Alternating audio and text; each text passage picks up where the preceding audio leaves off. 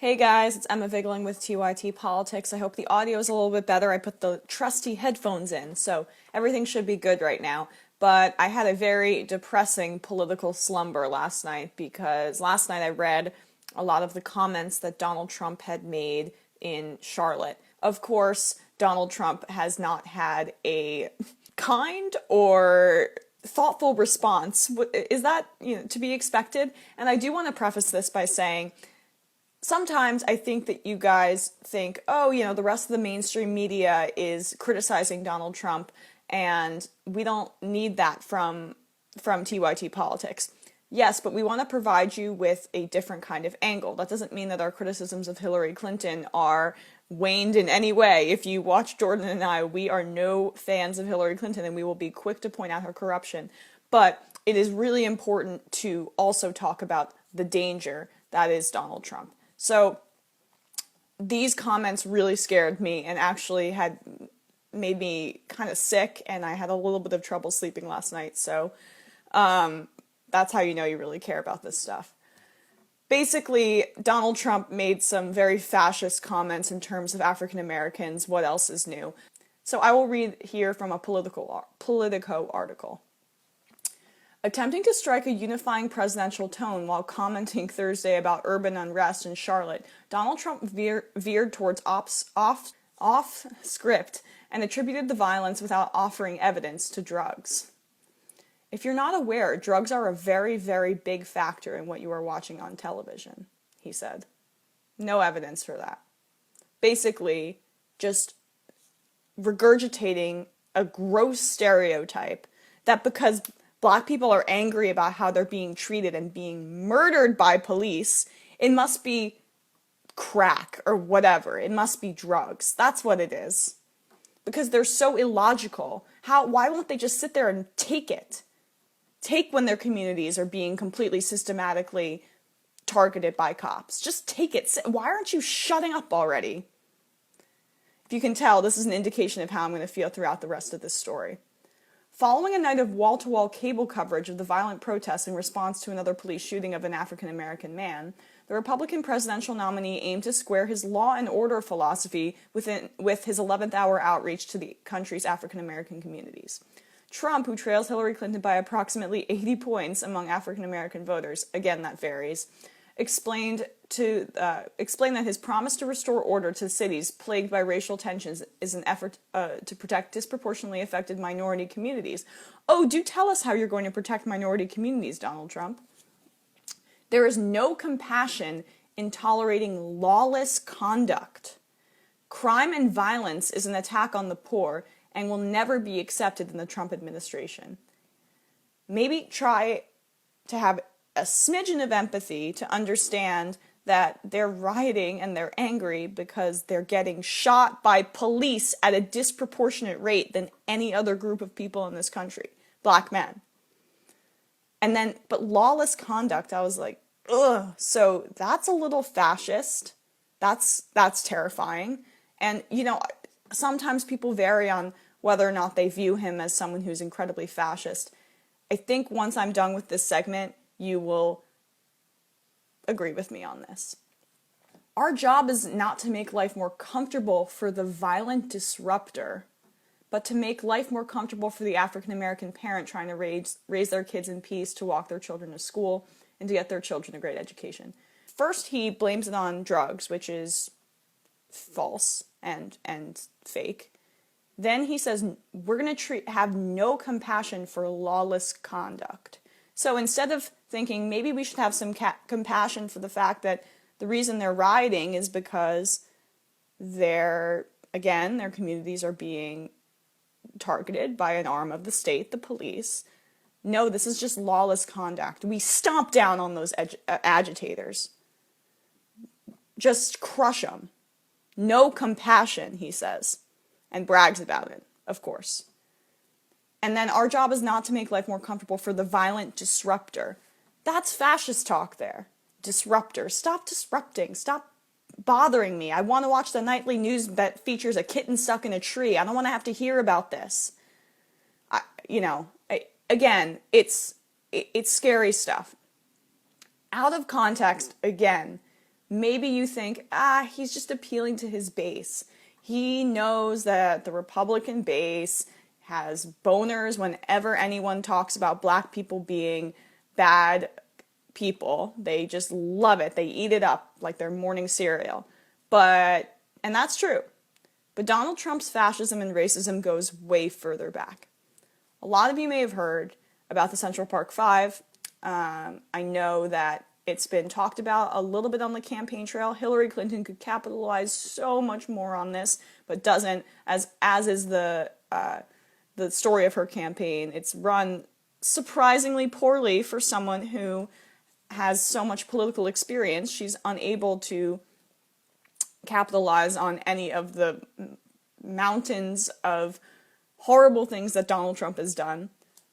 But I think this story is so pertinent because just like what he said yesterday about the drugs, it shows an aggressive commitment to stereotypes and a belief in stereotypes as fact and a willingness to act on them. That's what's scary, is he doesn't just see a black guy in a hoodie and assume, oh, that guy's maybe a criminal, and then think, oh, I shouldn't think that. Like kind of normal white people have that, ingrained racism in them, and that's, as long as you're aware of that, that's okay. But he not only takes the emotions that he feels and the stereotypes that he witnesses as fact, he's willing to implement policy to act on them. So again, in the wake of these Charlotte protests, he also wanted to implement a nationwide stop and frisk policy. If that doesn't scream fascism with the rhetoric of violent agitators, I don't know what does. But I haven't convinced you yet. That's okay. Here we go. The Central Park Five. I'm reading from a Guardian article where they did a very good expose. Of course, The Guardian, wonderful. If you guys are looking for great journalism, The Guardian always. But this was from a few months ago, but his rhetoric yesterday really reminded me of this. Yusef Salaam was 15 years old when Donald Trump demanded execution for a crime he did not commit. Nearly 3 decades before the rambunctious billionaire began his run for president, before he called for a ban on Muslims entering the United States, for the expulsion of all undocumented migrants, before he branded Mexicans as rapists and was accused of mocking the disabled, Trump called for the reinstatement of the death penalty in New York following a horrific rape case in which 5 teenagers were wrongly convicted. So you can say, people back then didn't really know. Everyone thought the Central Park Five were the ones that went after that woman. If you're not familiar with the case, I'm going to go through it with you. But he was the fire starter, Salaam said of Trump in his first extended interview since Trump announced his run for the White House. Common citizens were being manipulated and swayed into believing that we were guilty. What happened was, this was in 1989. This was when the crack epidemic was at its peak. A lot of the fear-mongering associated with the crack epidemic was at its peak. Reagan is responsible for a lot of this, and just the war on drugs and crack babies and crack mothers and all that stuff. And all of those stereotypes were associated with poor black people in the cities. And at this point, crime in New York was really high up. And it was just a perfect storm for racism in the country. Basically, a 28-year-old investment banker named Trisha Melly, she was white, she was jogging, and she was bludgeoned, raped, tied up. She was left for dead, but she didn't die, and she had severe brain damage. The New York Police Department believed they already had the culprits in custody. That same night, a group of more than 30 youths had entered the park from East Harlem. Some engaged in a rampage of random criminality, hurling rocks at cars, assaulting and mugging passers-by. Among the group was Salaam, along with the 14-year-olds Raymond Santana and Kevin Richardson, 15-year-old Anton McRae, and 16-year-old Corey Wise. So these were teenagers kind of fucking around in the park, and they ended up getting caught in this firestorm. They would all later deny any involvement in criminality that night, but as they were rounded up and interrogated by police at length, they said they were forced into confessing into a rape. I would hear them beating up Corey Wise in the next room, recalled Salaam. They would come and look at me and say, "You realize you're next." The fear made me really feel like I was not going to be able to make it out. 4 of the boys signed confessions and appeared on video without a lawyer. arguing that while they had not been the individual to commit the rape, they had witnessed one of the others do it, thereby implicating the entire group. Beyond the police misconduct, and criminality, that's just the overview of the case. They were coerced into giving these confessions. So Donald Trump paid a reporter $85,000 to take out advertising space in 4 of the city's newspapers, including the New York Times, under the headline, "Bring back the death penalty, bring back the police." And above his signature, Trump wrote, I want to hate these muggers and murderers. They should be forced to suffer, and when they kill, they should be executed for their crimes. They must serve as examples so that others will think long and hard before committing a crime or act of violence. So you can say, oh, but he really believed that the Central Park Five were guilty, and yeah, he's tough on crime and all of that stuff. Yeah, we'll see. We'll see. All 5 boys pleaded not guilty at the trial the following year. The prosecution's case rested almost entirely on the confessions they had given shortly after the incident. As would become crucial later on, there was no DNA evidence linking them to any of the crime scene, and Mealy, who made a miraculous recovery and testified in court, could not remember any details of the attack. The jury found all 5 boys guilty. The court condemned them to prison, and so they went to prison. As you're seeing, they're going to be exonerated.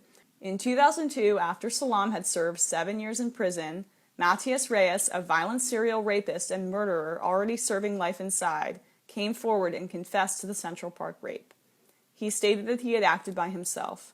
A re-examination of DNA evidence proved it was his semen alone found on Mealy's body, and just before Christmas that year, the convictions against each member of the Central Park Five were vacated by New York Supreme Court. By this point, Trump had gotten his wish. The death penalty had been reinstated in New York since 1995 at great cost to the state. It was subsequently abolished in 2007 without a single execution carried out. Following a 14-year court battle, the Central Park Five settled a civil case with the city for $41 million in 2014. But far from offering apology for his conduct in 1989, Trump was furious. In an opinion piece for the New York Daily News, he described the case as the heist of the century. Settling doesn't mean innocence, but indicates incompetence on several levels, Trump wrote, alluding to how the police and prosecutors initially involved in the case have long maintained that the 5 boys were involved in the rape, even after the convictions were thrown out. So yes, definitely take the police's word for it.